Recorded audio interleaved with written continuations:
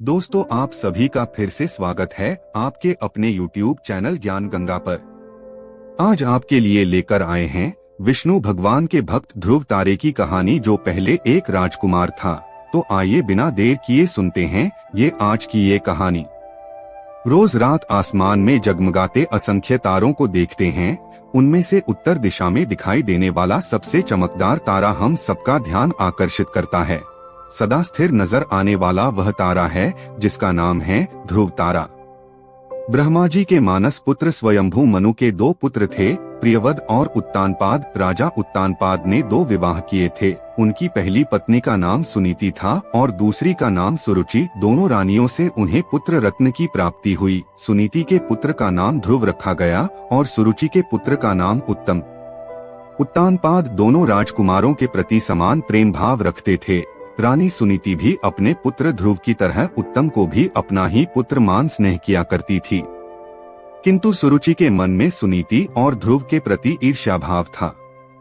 एक दिन उत्तम अपने पिता की गोद में बैठा खेल रहा था। उत्तानपाद उसे प्रेम से सहला रहे थे। जब ध्रुव वहां पहुंचा तो उसका मन भी पिता की गोद में बैठने के लिए मचल उठा। वह भी जाकर अपने पिता की गोद में बैठ गया। उसी समय रानी सुरुचि वहां पहुंच गई। उसने जब ध्रुव को अपने पिता उत्तानपाद की गोद में बैठा देखा तो चिढ़ गई और खींचकर ध्रुव को गोद से उतार दिया। फिर अपने कटु वचन से ध्रुव को आहत करते हुए बोली, अपने पिता की गोद और इस राज्य के सिंहासन पर बैठने का अधिकार केवल मेरे पुत्र उत्तम का है।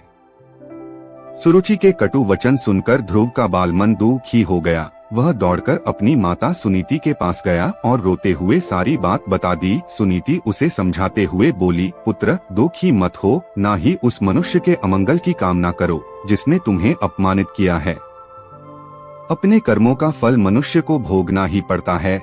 तुम अपना दुख दूर करने के लिए भगवान विष्णु की आराधना करो। उनकी कृपा से ही तुम्हारे पितामह को मोक्ष की प्राप्ति हुई थी। वे दुखहर्ता हैं, अब वे ही तुम्हारा दुख दूर करेंगे। माता की बात से बालक ध्रुव के कोमल मन में भगवान विष्णु के प्रति भक्ति भाव जागृत हो गया। तत्काल गृह त्याग कर वह वन की ओर प्रस्थान कर गया। मार्ग में उसे देवर्षि नारद मिले। उन्होंने ध्रुव को भगवान विष्णु की आराधना की विधि से अवगत करवाया। उसके उपरांत ध्रुव ने यमुना में स्नान किया और अन्नजल त्याग कर पैर के अंगूठे के बल खड़ा होकर भगवान विष्णु की आराधना में लीन हो गया। समय व्यतीत होने के साथ उसके तप के तेज में वृद्धि होने लगी, जो तीनों लोक में पहुंच गई। उसके अंगूठे के भार से पृथ्वी दबने लगी। उसका कठोर तप देख भगवान विष्णु को उसके समक्ष प्रकट होना ही पड़ा। ध्रुव को दर्शन देकर भगवान विष्णु ने पूछा, वत्स, तुम्हारी आराधना से मैं अत्यंत प्रसन्न हूँ। बोलो, क्या वरदान चाहते हो? बालक ध्रुव कहने लगा, भगवान, मुझे माता सुरुचि ने अपमानित कर पिता की गोद से उतार दिया था। उनका कहना था कि मैं अपने पिता की गोद का अधिकारी नहीं हूँ। माता सुरुचि की इस बात ने मेरे अंतर्मन को आहत कर दिया था और मैं भागा भागा माता सुनीति के पास अपनी व्यथा सुनाने गया तो उन्होंने मुझे आपकी शरण में आने का परामर्श दिया। मैंने आपकी आराधना आपकी स्नेह प्राप्ति के लिए की है। प्रभुवर, आप जगत के तारणहार हैं।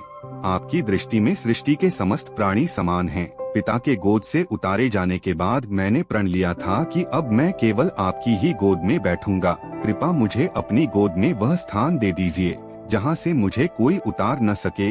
भाव विभोर होकर बालक ध्रुव बोला।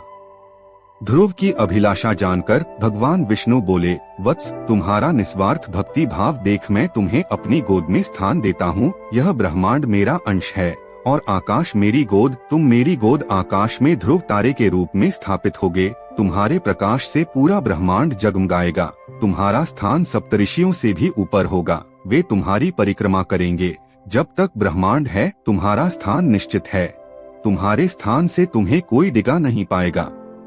किंतु वर्तमान में तुम्हें अपना राज्य संभालना है, इसलिए तुम घर लौट जाओ। 36,000 वर्ष तक पृथ्वी पर राज कर तुम मेरी गोद में आओगे। इतना कहकर भगवान विष्णु अंतर्ध्यान हो गए। ध्रुव वापस घर लौट गया। कुछ वर्ष उपरांत राजा उत्तानपाद अपना राजपाट ध्रुव को सौंपकर वन चले गए। भगवान विष्णु के वरदान अनुसार पृथ्वी पर 36,000 वर्ष तक धर्म पूर्वक राज करने के उपरांत ध्रुव आकाश में ध्रुव तारा बनकर सदा के लिए अमर हो गया। तो दोस्तों, उम्मीद है आपको ये आज की हमारी बालक ध्रुव की कहानी पसंद आई होगी। ऐसी ही और कहानियाँ सुनने के लिए हमारे चैनल को सब्सक्राइब जरूर कर लेवे। वापस मिलते हैं ऐसी ही एक और कहानी के साथ, तब तक के लिए धन्यवाद।